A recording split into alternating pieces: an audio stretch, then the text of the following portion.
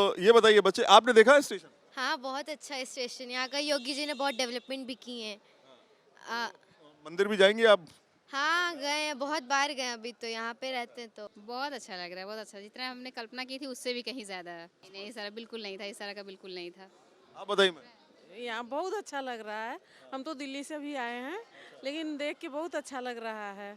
अयोध्या का एक तरीके से कह लीजिए कि भारत की सांस्कृतिक चेतना की ये नगरी, उसका एक बार फिर से पुनरुद्धार हो रहा है, पुनर्विकास हो रहा है। और अयोध्या का ये जो पुनर्विकास हो रहा है, इसके केंद्र में प्रधानमंत्री नरेंद्र मोदी हरी झंडी दिखा रहे हैं। प्रधानमंत्री नरेंद्र मोदी, इन दोनों ट्रेनों की शुरुआत होने वाली है अयोध्या धाम रेलवे स्टेशन से, और उसकी तस्वीरें आप देख रहे हैं। प्रधानमंत्री नरेंद्र मोदी यहां पर कुछ ही देर पहले पहुंचे। उन्होंने अयोध्या धाम रेलवे स्टेशन की बिल्डिंग का पहले शुभारंभ किया, उसके बाद वहां पर कुछ देर लोगों के साथ बातचीत करने के बाद वो पहुंचे वहां जहां ये दोनों ट्रेन खड़ी हुई हैं। लोगों के साथ बातचीत हुई और अब वो फ्लैग ऑफ कर रहे हैं। यहाँ देखिए, रेल मंत्री अश्विनी वैष्णव क्लैप करते हुए, आपको केशव प्रसाद मौर्य भी यहाँ दिखाई दे रहे हैं। यहाँ पर आपको दोनों ही मुख्यमंत्री, इनफैक्ट उत्तर प्रदेश के मुख्यमंत्री के साथ दिखाई दे रहे हैं। आनंदीबेन पटेल भी आपको दिखाई दे रही हैं, इन सब की मौजूदगी।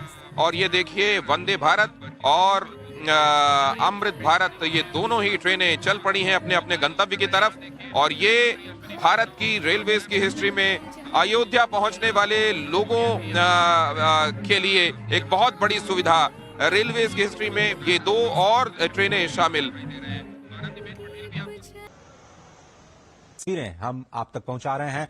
बहुत ही अद्भुत आर्किटेक्चर का नमूना, तकनीक का इस्तेमाल, और स्पष्ट तौर पर एक झलक आपको अयोध्या एयरपोर्ट पर उतरते ही जितने भी यात्री हैं, तीर्थयात्री हैं, उनको भगवान राम की इस नगरी की अद्भुत झलक दिखाई देगी। समर्पित हो चुका है ये पहला फेज महर्षि वाल्मीकि इंटरनेशनल एयरपोर्ट अयोध्या से सीधे तौर पर पूरी दुनिया को जोड़ता हुआ। आज से यह शुरुआत अयोध्या के इतिहास में, आज का दिन एक बड़ा एयरपोर्ट। इस वक्त आप देख रहे हैं नई तस्वीरें आपकी स्क्रीन पर, किस तरह से इसके विस्तार की योजना को अंजाम दिया गया।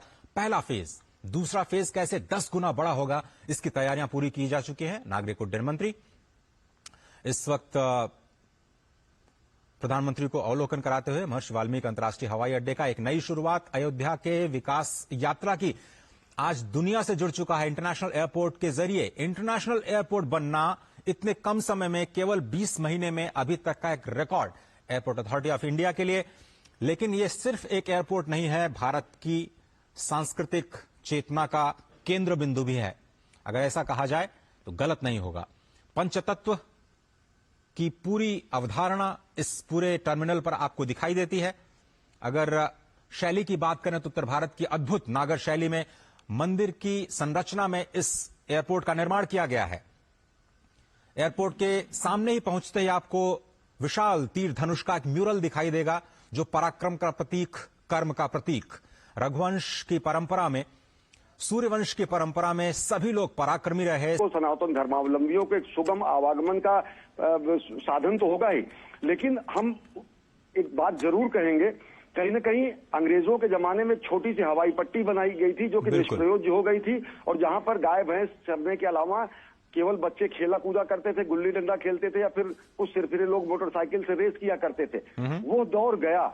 और यहीं जहां पर यह हवाई अड्डा है, यहीं से बगल बीकापुर में एक गांव में एक स्थान माना जाता है, पौराणिक मान्यताओं के अनुसार, कि पुष्पक विमान वहीं पर उतरा था।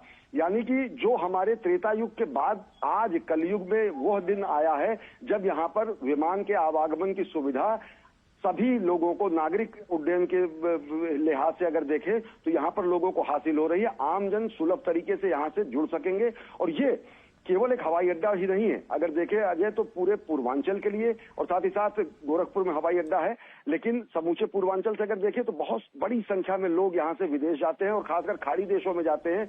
एक बार कभी लखनऊ से जब शारजाह की फ्लाइट शुरू हुई थी, इस क्षेत्र के लोगों में ऐसा उत्साह मचा था कि बहुत बड़ा काम हुआ। लेकिन अब जब अंतर्राष्ट्रीय हवाई अड्डा अयोध्या में ही होगा, 100-150 किलोमीटर की परिधि में होगा, तो कितनी बड़ी संख्या में लोग देश विदेश जाकर अपने जीविकोपार्जन के लिए और साथ ही साथ अन्य चीजों से जुड़ने के लिए आ सकेंगे।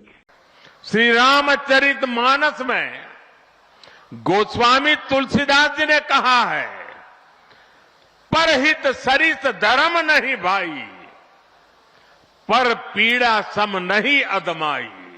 अर्थात दूसरों की सेवा करने से बड़ा और कोई धर्म, कोई और कर्तव्य नहीं है। आधुनिक अमृत भारत ट्रेनें गरीब की सेवा इसी भावना से ही शुरू की गई है। जो लोग अपने काम के कारण अक्सर लंबी दूरी का सफर करते हैं, जिनकी उतनी आमदनी नहीं है, वे भी आधुनिक सुविधाओं और आरामदायक सफर के हकदार है। गरीब के जीवन की भी गरिमा है। इसी ध्येय के साथ इन ट्रेनों को डिजाइन किया गया है। आज ही पश्चिम बंगाल और कर्नाटका के साथियों को भी उनके राज्य की पहली अमृत भारत एक्सप्रेस ट्रेन मिली है। मैं इन राज्यों को भी अमृत भारत ट्रेनों की बधाई दूंगा। मेरे परिवारजनों, विकास और विरासत को जोड़ने में वंदे भारत एक्सप्रेस बहुत बड़ी भूमिका निभा रही है। देश की पहली वंदे भारत एक्सप्रेस ट्रेन काशी के लिए चली थी। आज देश के 34 रूट पर वंदे भारत एक्सप्रेस ट्रेनें चल रही है। काशी, वैष्णो देवी के लिए कटरा, उज्जैन, पुष्कर, तिरुपति, शिरडी, अमृतसर, मदुरई वंदे भारत जोड़ रही है। इसी कड़ी में आज अयोध्या को भी वंदे भारत ट्रेन का उपहार मिला है। आज अयोध्या धाम जंक्शन, आनंद विहार वंदे भारत शुरू की गई है। इसके अलावा आज कटरा से दिल्ली, अमृतसर से दिल्ली, कोयम्बटूर बेंगलुरु, मंगलुरु मडगांव, जालना मुंबई, इन शहरों के बीच भी वंदे भारत की नई सेवाएं शुरू हुई है। वंदे भारत में गति भी है, वंदे भारत में आधुनिकता भी है और वंदे भारत में आत्मनिर्भर भारत का गर्व भी है। बहुत ही कम समय में वंदे भारत से 1.5 करोड़ से अधिक यात्री सफर कर चुके हैं। विशेष तौर पर युवा पीढ़ी को ये ट्रेन बहुत पसंद आ रही है। साथियों, हमारे देश में प्राचीन काल से ही तीर्थ यात्राओं का अपना महत्व रहा है, अपना गौरवशाली इतिहास रहा है।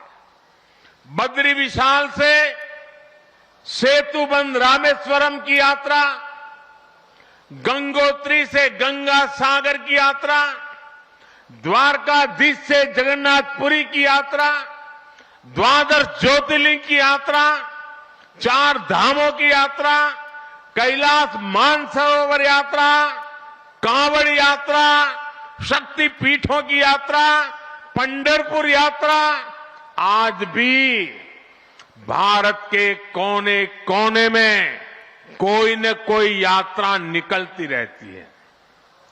लोग आस्था के साथ उनसे जुड़ते रहते हैं। तमिलनाडु में भी कई यात्राएं प्रसिद्ध हैं।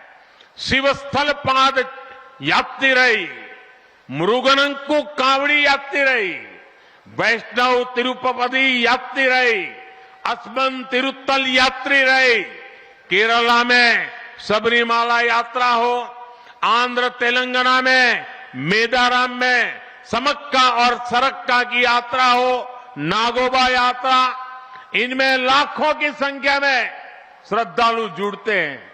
यहां बहुत कम लोगों को पता होगा कि केरला में भगवान राम और उनके भाइयों भरत, लक्ष्मण और शत्रुघ्न के धाम की भी यात्रा होती है। ये यात्रा नालंबम यात्रा के नाम से जानी जाती है। इसके अलावा देश में कितनी ही परिक्रमाएं भी जारी रही है। गोवर्धन परिक्रमा, पंचकोशी परिक्रमा, 84 कोसी परिक्रमा, ऐसी यात्राओं और परिक्रमाओं से हर भक्त का ईश्वर के प्रति जुड़ाव और मजबूत होता है। बौद्ध धर्म में भगवान बुद्ध से जुड़े स्थलों गया, लुम्बिनी, कपिलवस्तु, सारनाथ, कुशीनगर की यात्राएं होती हैं। राजगीर बिहार में बुद्ध अनुयायियों की परिक्रमा होती है। जैन धर्म में पावागढ़, समेत शिखर जी, पालीताना, कैलाश की यात्रा हो। सिखों के लिए पंच तख्त यात्रा और गुरुधाम यात्रा हो। अरुणाचल प्रदेश में नॉर्थ ईस्ट से परशुराम कुंड की विशाल यात्रा हो। इनमें शामिल होने के लिए श्रद्धालु पूरी आस्था के साथ जुड़ते हैं। देश भर में सदियों से हो रही इन यात्राओं के लिए वैसा ही समुचित इंतजाम भी किए जाते हैं। अब अयोध्या में हो रहे ये निर्माण कार्य यहां आने वाले हर राम भक्त के लिए अयोध्या धाम की यात्रा को, भगवान के दर्शन को और आसान बनाएंगे। दोस्तों प्लीज कमेंट करके बताएं कि आपको वीडियो कैसा लगा। वीडियो को लाइक और सब्सक्राइब करना ना भूलें। धन्यवाद।